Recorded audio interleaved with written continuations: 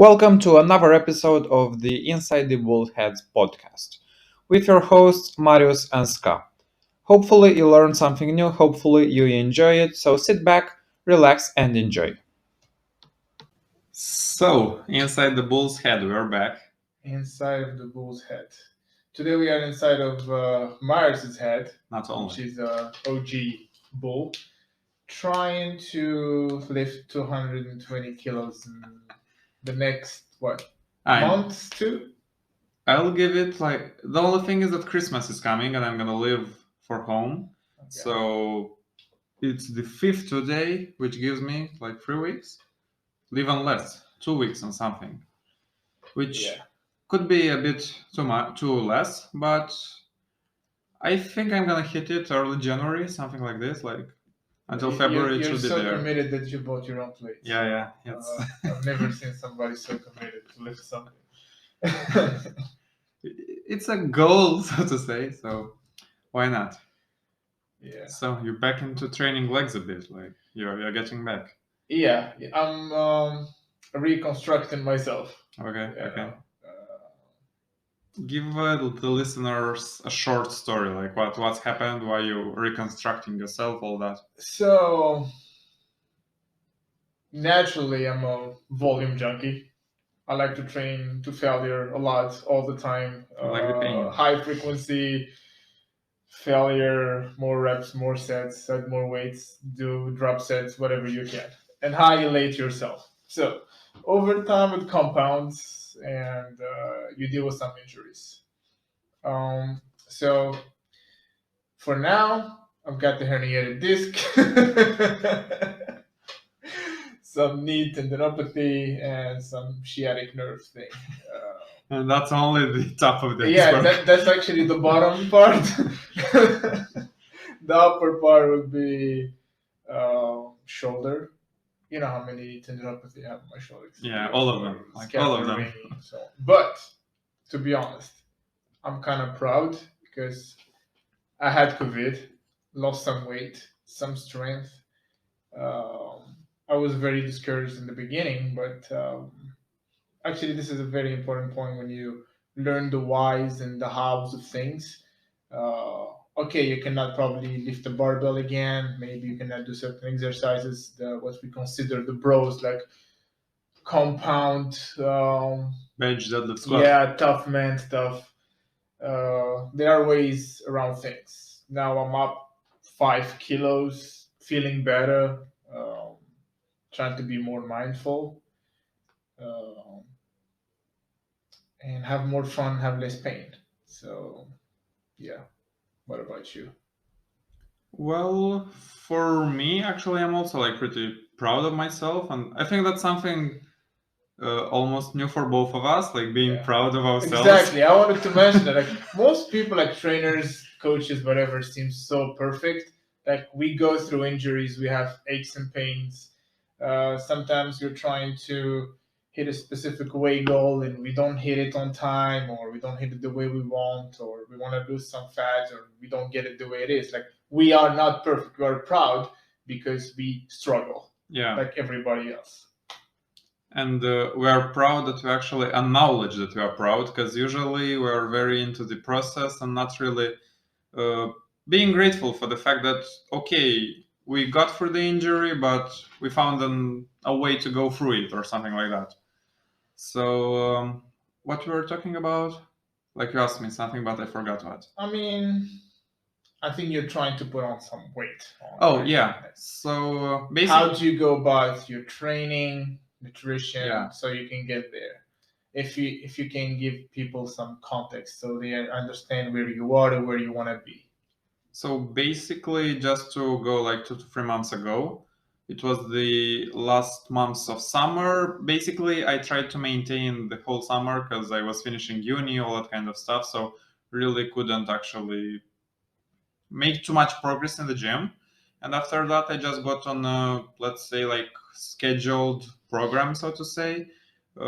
Started eating more, small surplus, nothing too much. I don't want to get bulky or stuff like that. Slowly but surely increasing volume and intensity. And right now, for example, I got to, I'd say, my best 86-ish kilos that I ever had. Like, I don't feel sluggish. I like the way I look. Also brought up some of my body parts that I didn't even know that could be like brought up right now, like hamstrings and back, which I am really proud of. And now I just got my, because my lower body never was like in a deficit, so to say. So I'm trying to get more proportionate. Is this a word? To get Proportional. proportional, yeah, to get more proportional, especially with those spaghetti arms, to get them a bit bigger. So I did a third upper body workout, and right now, just because I always loved to deadlift, stopped for a while because didn't have the plates, so to say. Just the gym that I work at doesn't look into that kind of training. Got back into deadlifting, and now I want to hit a new PR of that's gonna be 220 kilos or 5 plates or 495 pounds. Yeah. Okay. You mentioned something such as it's the best 86 kilos. Like it's your Yeah. best look in 86 kilos. I ever had. Like, it Yeah. could be better. Yeah. Let's use that as a side way to talk about how can you stay in a specific body weight or be in a specific body weight and still look different. Because for some people it's very hard to conceptualize. For them, if I want to look bigger, I must be heavier. If I want to look slimmer or leaner, I have to look or I have to weigh less. So we're going to talk in terms of like nutrition, physiology, whatever, what can happen, and how some people lose weight, lose fat, and why it's not the same thing. Yeah. So if you want to add anything, Yeah, I will follow up afterwards. Just for some context, like, it's not the first time that I hit almost 86 kilos. I also did that, like, let's say 3-ish years ago, but it was in a very, let's not say a bad way, but it was a less effective way or efficient way. Because last time I was eating a lot, not progressing my training in the way that I should have, and I just got to 86 kilos. I didn't like the way that I looked because I was too bulky. And I also felt very heavy. Like, for me, still coming from a background of sports and stuff like that, I was literally feeling heavy. I couldn't run as fast. It wasn't the best form for me. Right now, I got to 86 kilos, like 3 years after that, basically. And I feel as light as I would be at 80 or something like this, which for me is pretty cool, so to say, because 86 was like a small obstacle, and getting here and being able to maintain here at 86 without too much struggle, it's pretty nice. And this is why people should actually understand, because the fact that you could be like, let's say you're a 21-year-old girl and you could be 55 kilos, and this could be your goal weight because you liked how you looked at 55 2 years ago, and now you're 60. And maybe if you go down to 55 by not eating anything, you're not gonna like your body more than if you'd stay at 60 but weight train and eat in a small surplus or maintenance or something like this. What do you say about that? Yeah, I think most people should put some work into building some muscle. And I know females are scared of the word muscle. Okay. But trust me, you don't want to lose fat and look like a smaller, skinnier version of you. Few people like it. We are not in the early 2000s when those models, like, it's not. People want some curves, people want to look good, people want to feel good. And I'm not aware of anybody with like very little muscle and they're feeling good. Again, having muscle is not about the look, it's also what it can do for you metabolically. Yeah. Okay. You burn more calories when you have more muscle. And that's a big thing that people don't actually see. The thing is, like, I would like to contradict myself every time I say something, because we push a lot, like have muscle helps you to burn more calories. It doesn't burn that much, but in terms of nutrient storage, the way it does for your health, that's a big one. Okay, so if you add 1 to 2 kilos of muscle in your body, you won't all of a sudden burn 100 to 100 calories extra, maybe 50 calories extra. But the difference is when you eat carbs, you're gonna store those as glycogen in your muscle instead of having very little muscle. Like you don't have a way to store the resources that you have, Yeah. and you're forced to use them elsewhere or store them or whatever. Not as energy in your muscle, but as fat. So let's talk a little bit about the difference between losing weight and losing fat and why it's not the same thing. So, what did you experience with your clients? Like, where are they in terms of their goals, what they want to do, and where are they confused? Yeah, basically all of them, like if they haven't worked prior to that with somebody, they want to get to an ideal weight that's somehow in their head the weight at which they sometimes looked good. My job, I'd say that it's first of time set the right expectations, because if I tell them that, look, we are not gonna drastically reduce the carbs or make you not eat anything, but we're actually gonna try to make you eat in a nice way and also train, what you're gonna see on the scale might not be what you actually want, but that's not bad. And I try to explain them why.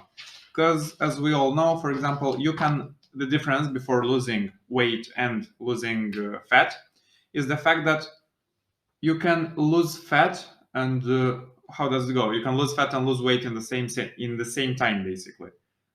Is it this way, or because one can go with the other, basically? That's not too clear, but the thing is that, for example, when you lose fat, when you work with a personal trainer or with a coach or something like that, and for example, he's got your best interest in his mind, he's going to make you put on some muscle. The thing is that when you put on muscle, you basically put like 2 to 3 to 4 to 500 grams of weight on yourself. So, you're trying to say you can gain weight and lose fat at the same time? Yes, basically that's the idea. And the thing is that for most people, gaining weight is straight associated with something bad because it's gaining weight. How that can be good? And it's not, or at least even not losing any weight at all for most people is bad because, like, how come you go to the gym like for already 3 months and you didn't lose any weight, or you lost only like half a kilo or something like this? It's basically the fact that people don't take in account the fact that when you lose fat but put on muscle, it balances itself out. So that's something that needs to be addressed. Yeah. One of the things that I hear a lot of time, and it happens too, somebody starts a new diet and the scale changes up or down. Okay. And I will address both of them. Let's say you are 70 kilos. You started the diet and suddenly you are up 1.5 kilos to 2 kilos in one day. What did you gain?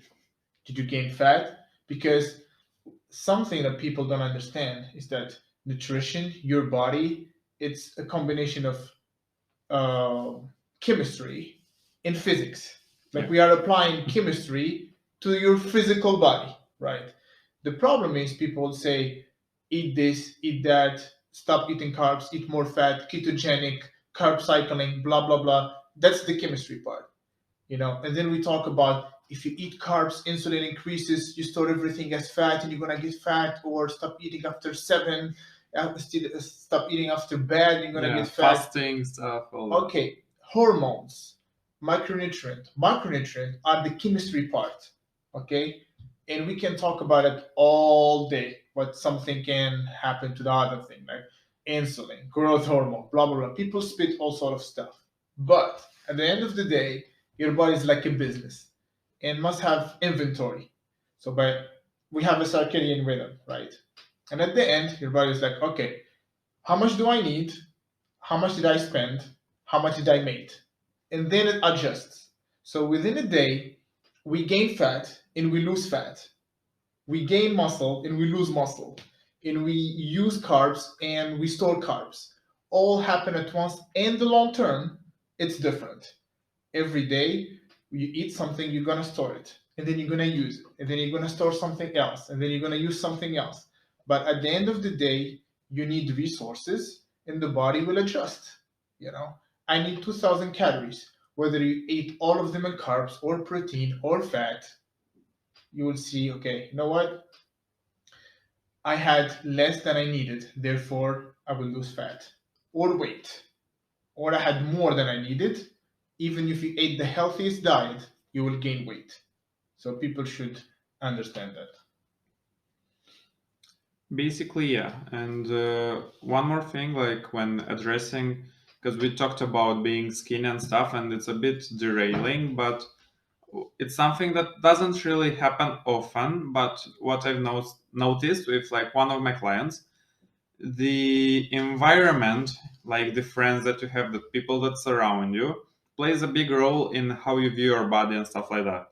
Stuff like that. Because I never actually, I think that's the only client that I have that actually told me as a girl that she thinks she looks too muscular. And the thing is that when with her there, we ask our clients, like, how do you think she looks? And she's been training with me like for a year or something like this. Most girls are like, she looks so good, like I'd like to look like her or stuff like that.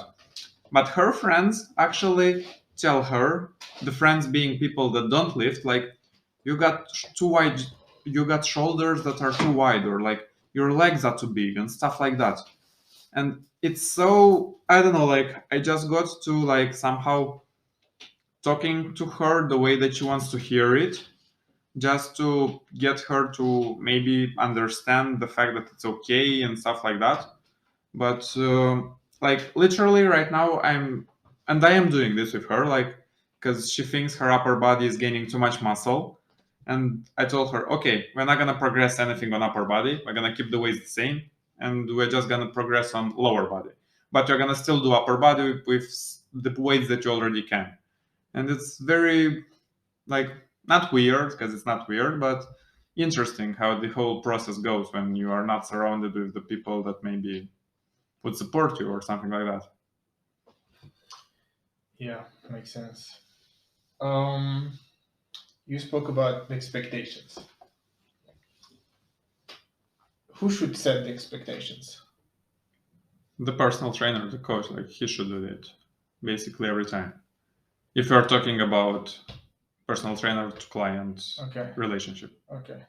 So your client comes and like they paint an image for you. This is what I want to be. This is what I want. Do you ask them what do you expect the upcoming month, 2 year? What are you willing to do? Because people think that they can do magic in a short period of time, or they cannot do anything. Some people believe in what they can, others don't, or they expect the magic pill. So how do you who set the expectations? Because it's like collaborative work. They have an ideal, and you have somehow reality, Yeah. or a selling proposition, and there is a reality, Yeah. right? So how do you manage that day to day? And how do you see people's expectation change over time? Well, basically, like if we let's start with like a first interaction or something like this. Most of the times we're just talking about, like, basically all the time we get basically to the question like how quickly I am gonna see some results. And I try to give them the timeline, like 1 to 2 to 3 months, like what can they expect during this timeline. But what I want and like what I've seen to work the best is for me to explain to them the fact that, for example, as long as they get in the gym, like 3 times per week or as we actually consider necessary, their body is going to change. Now, they are going to be able to see the changes or not accordingly to how they eat, which is not a thing that I can control. Like, I can support them, I can tell them, I can remind them, but it's not something that I can control. So, by telling them this, the fact that their body is changing, but how quickly they're gonna see the changes depends just on them and what they do in the time that they are not with me at the gym just makes them somehow feel that they're responsible and they understand that it's not all about me or how I plan their workouts and all that kind of stuff. Not setting false expectations for themselves, for me, basically. That's something that I found to work pretty well. And from there, basically, their expectations change based on how quickly they progress.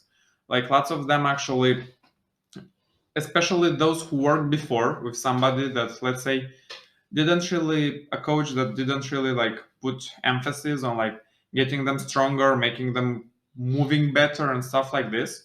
And when a girl that thought that she couldn't even hold a 4 kilo dumbbell starts using the 6 one, the 8 one and stuff like that, she's like, oh, I like this, I like feeling strong. And by getting that mindset into them, they actually start to see the progress not only in a on a scale kind of thing. They actually see that, okay, I got stronger, okay, I can move faster, okay, I can move better. And for most people, if you talk to them, if you explain to them good enough the process and the fact that these are very good metrics to also consider, for them they get to understand and they get to a healthier approach to the whole process, so to say, even though maybe the scale is not moving down as most people want to. Scale. Yeah, that's the enemy. The scary and word. The friend. Yeah. I'm a big proponent, and anyone else should be, to weigh yourself quite frequently, so you can see trends. Yeah. What happens. This is what I would say. A lot of people freak out. One day you weigh a certain amount, the next day you're up 2 kilos. Okay. I gained weight. No, I gained Yes. fat. They say that they gained Exactly. fat. You gain fat. There is an equation for it, right? In order for it, like give and take a couple of numbers, okay? You need 3,500 calories to gain half a kilo of fat, okay? Which means almost 7,000 calories extra, okay? If you need 2,000, you need to eat 3,500 more. If you eat 2,000, you have to eat 7,000 more to gain 1 kilo of fat. So if you wake up one day and you're up 2 kilos, ask yourself, how much did you eat? Did I eat 3,500, 7,000 calories extra? The answer will be no. Even the biggest bodybuilders don't do that. And if yes, you're a freak or something. Exactly. So relax. Relax. Nobody gains a kilo or two of fat in a day. Yeah. It's a mixture of things. We actually have bone density changes with training, without training, but that accounts for like 0.5%, 1%, right? The big one is water. We have glycogen, which is linked to water. We have muscle, and we have organ size, right? So there are so many components involved at once in which the weight one would never be stable, would be up and down, but you have to look at the trend, the trajectory. Where are you going, right? How are you feeling? Have multiple data that you have pictures. Use the scale, fuck it. DEXA scan, if you are very analytical and willing to spend the money, go ahead. But stop arguing with, let's say, your coach or with yourself or with people around you by the fact that you ate something and suddenly you gain fat. You didn't gain fat. So yeah, I wanted to clarify that. Oh, another big thing, like especially because girls are the most, let's say, they look more to the scale maybe than guys, or like they give more importance to it. Yeah, I agree with that one. Something that girls have and guys don't, the menstrual cycle, which most personal trainers maybe don't approach this or something like that, or at least like they don't take that into consideration. And when you get into that period of the month, expect anything, like basically anything. The best thing which you can do is just track your body as accurate as you can, and you're gonna start seeing trends, like what's happening in the first week, what's happening in the second week. And what's that doing? It's basically just setting yourself up for like, okay, my weight has gone up with 2 kilos, but it's okay because I expected it to go up 2 kilos. The week passes by and it goes back to normal. The better you know your body, the less frustration you're gonna have with it after that. Yeah, it's a matter of information versus emotions, right? Scale is information. Your body weight is information. All that is information. Stop getting scared. Yeah. Get the information, write down if you can, or at least remember it and do something about it, right? Don't freak out every time something happens. It's an information for you. It's an information of your on your body. You can never see how your DNA work. You can never see how your gut work. I mean, if you have like endoscopy or something, you can never see exactly what's going on in your blood unless you have blood work. But the scale, the physical change, and so on, these are data. Use them and do something about it. You know, ask somebody to help you with it, and stop getting so emotional. Be somehow emotional. It's important, you know, because even the fact that you want to look better, you want to feel better, it's got a lot of emotional things attached to that. Yeah. So I'm not denying that. I'm not saying be emotional as about whatever you're looking, the way you're feeling. Give it credit, but see what happens every time you get your period.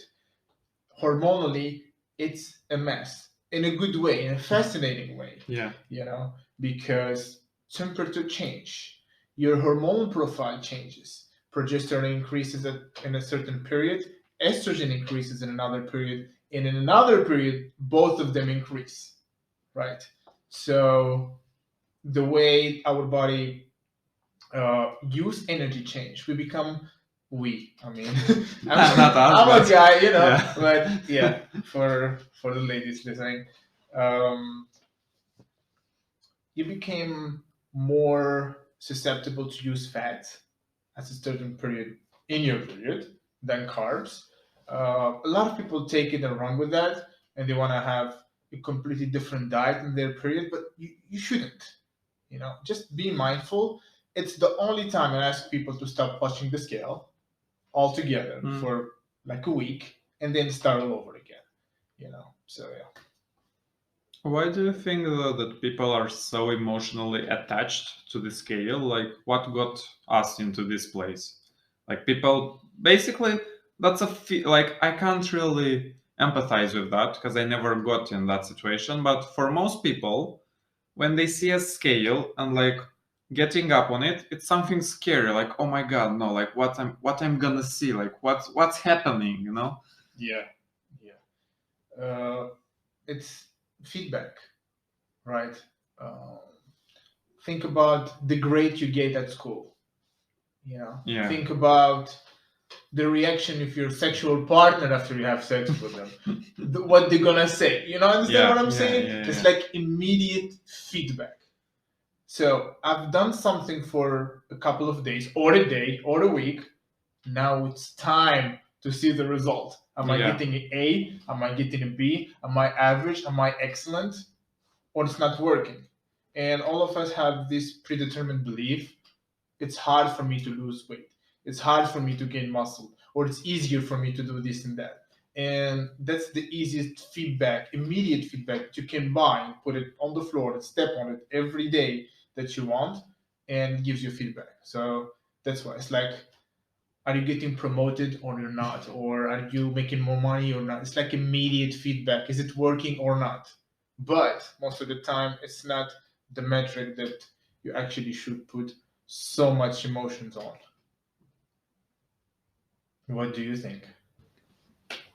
Yeah, well, as I said, people basically are afraid of feedback, and I agree with that fully, especially because it's just the way that we are raised, basically. Because, for example, if you get, I don't know, like a worse grade than you've expected or than you've wanted, then basically you failed or something like that. And the mindset that we have is not that you do this, you see what happens, you adjust, you get better results, and repeat, repeat, repeat until you get to the end goal that you have.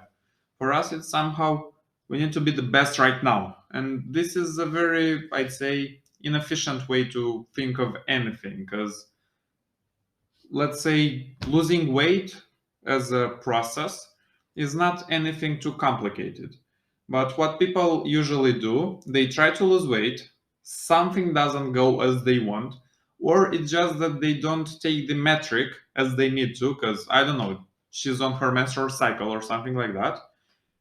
It's basically they think of it as a failure, and okay, I'm stopping or I'm giving up, I got no control over it, and it's just this vicious cycle that goes on and on and on, and people like just don't stay in enough to fail and to learn what they should apply next. And this is why having somebody basically to tell you, okay, it is normal for your weight to go up, or it is normal in this period of the month for you to feel like that, and for you to be okay, like I can continue this. And 1 month passes by, 2 months pass by, and you start seeing changes, and you're like, okay, now I understand. And basically, that's the thing. Like right now, I'm like, by saying this, I just like somehow acknowledge a bit more like the importance of what we do. But it's just the fact that most people think that they got no control over their body, and any bad feedback is for them something like you're a failure, like you don't deserve this or something like this, and they stop because they just don't like the negative feedback on themselves. And by the way, we are talking about it from a practical way, but we understand. Yeah. We understand the involvement. People pay money for it. They pay us to get the results. They will have to change their lifestyle for it. And God knows why they're doing the change in the first place, right? Is it because of a partner? Is it because of some health condition? Uh, Maybe they're insecure. Like those things matters, and people are stressed because it matters, and people use the scale because it matters. Yeah. And we get it. Just need we help each other or whoever around you to navigate it smoothly, right? Use it, but don't obsess about it. What did you say that from like more of a training perspective, like should be taken into account when we're talking about not just losing weight, but losing fat and also like gaining muscle? What are the principles that people should understand and how do they actually work? And maybe something that could be useful is exercising versus actually training. Oh, If you got my idea here, because yeah. it could help. That's a big one. Okay. Um, Honestly, I don't think that most people should train. Why? If you've got a goal, Yeah. right? Yeah. Train. If you want to feel good, exercise. But most people do have a goal. Most people exercise and they think they are training, That's or true. training and think they are exercising. And that's the issue. It's that cognitive dissonance that you're doing something that means something else and you expect the opposite of it, which it kind of doesn't make sense in a way. How many people do you know that train and they think that they exercise? I mean, Like- how many people train and they think, or exercise and they think they're training? No, that exercise and they think they're training is the vast majority. Yes. But the other way around, do you know somebody that does that? Or like, Honestly, even like the most dedicated people are somehow bodybuilders. Yeah. Right. Even bodybuilders still go with a feeling. I feel good today. Like no progressive overload. Instead of adding a little bit, they add a lot. Yeah. And they go from low frequency to high frequency at Yeah. once. And they want to prioritize everything all the time, anywhere. Speaking so out to myself. Yeah, I can empathize with that. Yeah. So, but again, training requires more discipline.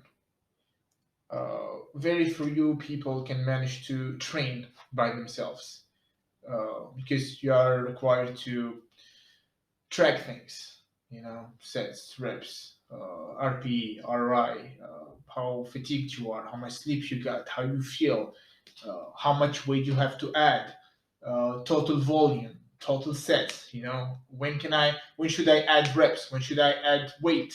And a lot of people are confused. So yeah, when you hire somebody, the purpose should be to exercise, because they will keep tracks for you, they will make the progress for you, and they will help you navigate your way through, so you are feeling like you are exercising, but in reality You're somebody's training, making yeah. the structure and actually you are training. Yeah. So yeah, if you want to add something, hopefully I didn't mumble around. No, like that's basically the essence. And going back to our first episode, if you didn't listen to it, because we've talked about like I would never stereotypical do, actually. stereotypical personal trainers, that's again like a red flag. Because, for example, training basically is taking something and progressing it. And when you keep changing it up, you can't progress at it, which means that you're just exercising, which is a thing that you could do by yourself. You can go on Instagram and find all kind of exercises and workouts and do them just by yourself. The goal with the personal trainer and training in general is to take something and get better at it, let's say for at least like 12 weeks or something like that, and then maybe change it up if you feel the need to change it up. And yeah, like as Ska mentioned, that's the big main thing. Like, at least if you don't want to track everything, think of it as, okay, today I did 10 reps, let's do 12 next time. Or Yeah. I did 3 sets, let's do 4 sets. Do the bare minimum to get better at it, and that's gonna be better than nothing, basically. Yeah, I mean, big one is minimum effective dose for everything. If you can track everything, track one thing. If you cannot track all the exercises, all the progress, all the sets and reps, track one exercise. Because usually there are like only 1 to 2 exercises represent 80% of the workout, and that dictates where everything goes. Direction, basically. Right? Yeah. So you don't have to be medical with your apps or I want to talk about something else afterwards, which is maybe the tracking stuff, devices, right? Yes. Okay. People overly rely on them. But anyways, I don't want to go around. Yeah. Tracking little, it's better than tracking a lot, simply put. Okay? One more thing. Do people expect to change their training when they're having a different goal? They go from, let's say, putting on muscle or exercising or training or whatever you want to call it. Now I want to lean down. Now I want to have a beach body. Now I want to have 1,000 packs. Now, fill in the blank. Do you think training should change? Is there a specific way to train to lose fat? That's the thing, there isn't. And like basically the way that you train to put on muscle, you should keep when you want to lean out or something like that. Because if you're gonna try to do like more reps or to do more intense workouts so that you sweat more or stuff like that, basically you're gonna get weaker. What getting weaker means is that you don't use the muscle mass that you gained. Your body being smart, it's not gonna store something that's energy consuming if it's not used, so he's gonna get rid of it, more or less. And that's the thing. For example, if you don't, it's basically use it or you lose it. Like if you don't use your muscles for 2 months. But Marius, I need to do more cardio now. You could, says the client. Yeah, you could do more cardio, but we're not gonna like somehow make you go from a 10 reps with 20 kilos on the squat to 20 reps with. What if your client is saying, but I don't care about the numbers, about how much I'm lifting now. I just want to look good. Yeah, that's the thing. Like basically, I never get to this conversation with them because I just get to more or less educate them like prior to that, make them understand, for example, what's a good thing, the fact that like maybe 2 to 3 persons train together. Okay, sometimes they all have the same body type, and I'm not talking about like mesomorphs and stuff. Like they just look basically the same and they have more or less the same goals. It's like, actually made by psychologists, not even. Anyways, go ahead. Yeah, and when, for example, you got somebody that want to lose fat and you got somebody that want to put on muscle, and they got like very rigid, I don't know, goals, so to say. Like for me, like she really needs to drop X amount of weight. He really needs to put an X amount of muscle on him because he's skinny. And seeing that like the same thing works for both of them in different directions, it's somehow of a like very life proof for them that okay, like we don't really need to change something up. It's more of what we eat and stuff like that. Okay, makes sense. Do you trust your watch? Because mine is like as old school as it can get. It just have digital numbers, but it doesn't do anything because I cannot keep up with notifications. I cannot keep up with the device telling me to stand up. Yeah, like, or walk more or get 10,000 steps and all that. I just like seeing like the step count. It just helps for me, for example, like on weekends and stuff like that when I don't walk too much, and I'm like, okay, so I did only 2,000 steps today. Maybe I want to go for a walk or something like that. If especially if I didn't train or something like that, like just to move around a bit. And also, yeah, it's got like plenty of stuff into it. I never looked at calories because I don't really care about that. Something that I just sometimes check, it's my stress levels. I don't know why. Okay. I just find it interesting. Let's talk about calories and tracking devices. Okay. The gold standard for humanity to know how much calories you're burning, it's metabolic chamber. Okay, this is used for research. Yeah. They put you in a chamber Okay. and they calculate how much heat you're You- exerting. Okay. Okay, and they know almost exactly how much energy you are using or burning. Mhm. Okay, and we don't want to know how much that thing costs or how unpractical it is. So for anybody to tell me that I can wear a watch that I can buy for 1/5 of the price or whatever, and it can tell me exactly how many calories I'm burning, I'm calling bullshit. Okay, Yeah. so maybe see if you burned more than yesterday or not, but don't be so fixated on it again. Yeah, basically. I'm sounding like the skeptic, like scale is shit, don't watch the watch.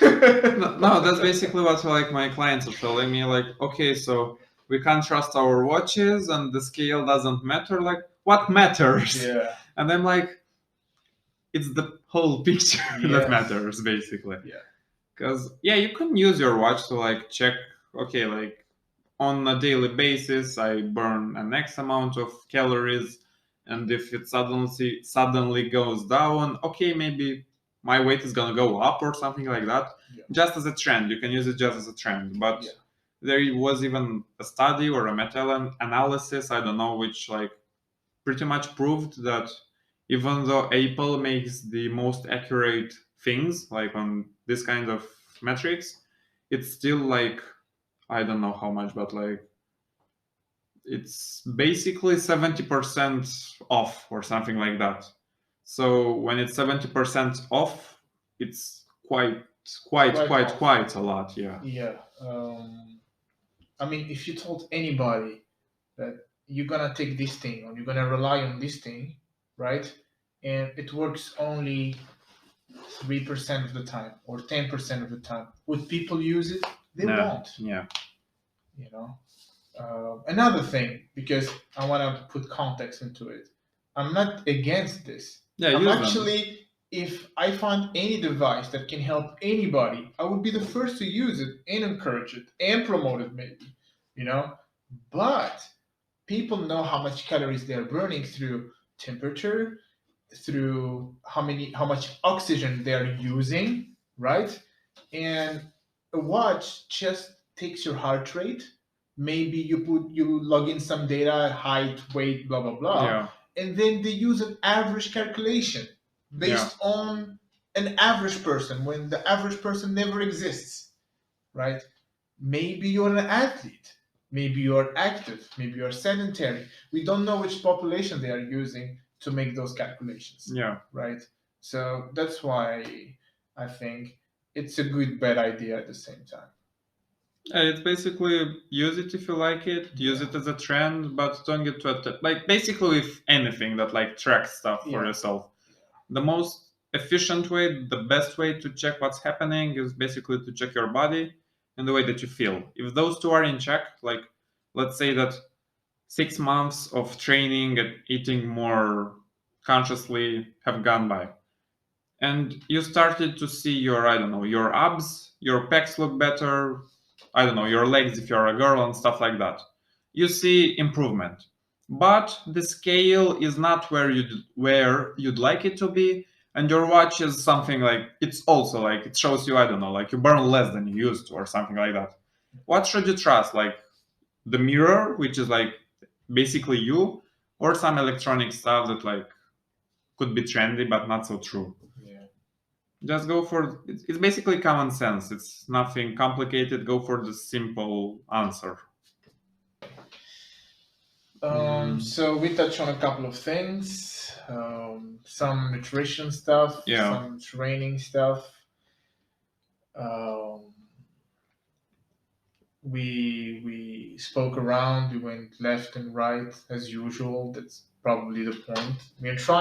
We trying to use less jargon and make it as casual as possible, so people can somehow feel like we are like them. Yeah. We went through things the way they did. We work with people. We are practitioners. We are insiders, but we're trying to again bridge the gap. Uh, learn from experience and put it in a very informal way, right? Um, so we'll keep you, whoever is listening, updated with our goals, what we want to do, if we are thinking about the business, if we are thinking about something to improve. If you want us to improve something, please don't focus on the grammar and the English. None of us has English as primary language. We'll get We're better. we're trying to do our best. If Marius wants to add something before we wrap up, he's welcome to do so. Just basically, as this episode went, and we've talked about losing weight and losing fat and all that kind of stuff. Just be a bit more. What's the word? Be a bit more casual with yourself, and like that's not the best word, but like just don't be too harsh on yourself. And if the scale is not going down, it's nothing that's gonna like change drastically your life. Ask a friend if you know somebody that works out, or like maybe you don't even have to like just go and pay for a personal trainer.